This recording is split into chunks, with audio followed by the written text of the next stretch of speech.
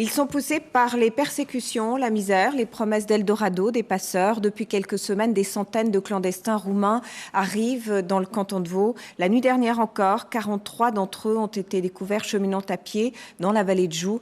Et parmi eux, beaucoup d'enfants. Christophe Sirot. Le temps d'un petit déjeuner dans cet abri et les clandestins roumains ont repris la route sous bonne escorte. Tout le monde est parti sur Chiasso. On a licencié les Samaritains, les interprètes. On est en phase de repli. Le Tessin plutôt que le centre d'enregistrement de Valorbe, car avec l'afflux de ce week-end, on sature. À la vallée de Joux, c'est la première fois qu'on voyait ça.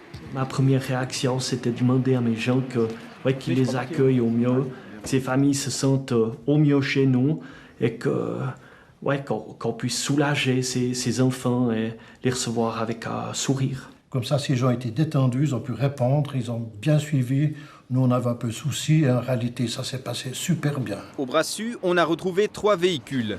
Les Tziganes ont transité par la France. Aux policiers, ils ont affirmé venir d'Italie. Les filières, c'est le casse-tête numéro 1 pour le canton.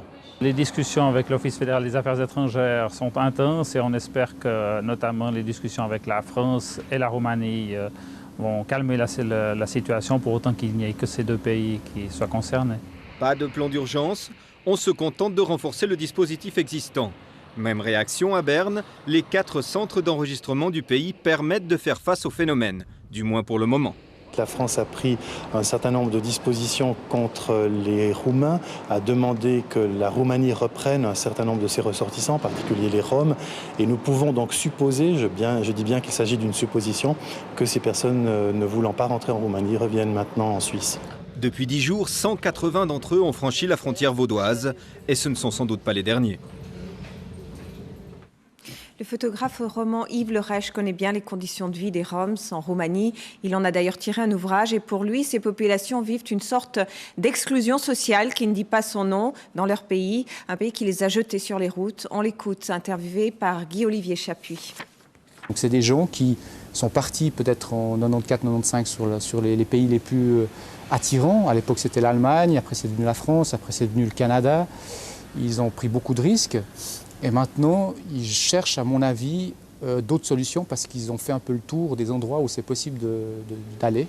Et c'est pour ça, à mon avis, qu'ils reviennent peut-être de France sur la Suisse actuellement, où ils sont, je dirais, entre guillemets, bien accueillis par rapport à tout ce qu'ils ont eu comme épreuve durant le voyage, c'est-à-dire aux douanes. Par exemple, s'ils se font arrêter à la douane, ils se font refouler de manière assez rapidement, assez sèchement. Donc l'accueil, je dirais, qu'on a est très, très chaleureux par rapport à ce qu'ils ont vécu. Donc si vous voulez, ça crée une sorte de cercle vicieux, c'est-à-dire qu'ils se sentent bien accueillis malgré tout, malgré le fait qu'ils vont être renvoyés, ils n'ont aucune chance de rester. Et ils vont forcément parler que c'est un pays accueillant. Donc il y aura forcément un cercle vicieux qui va commencer. Donc il faut agir, je dirais, plus aussi à la source, mais aussi, disons, bien leur expliquer les possibilités ou les non-possibilités de rester.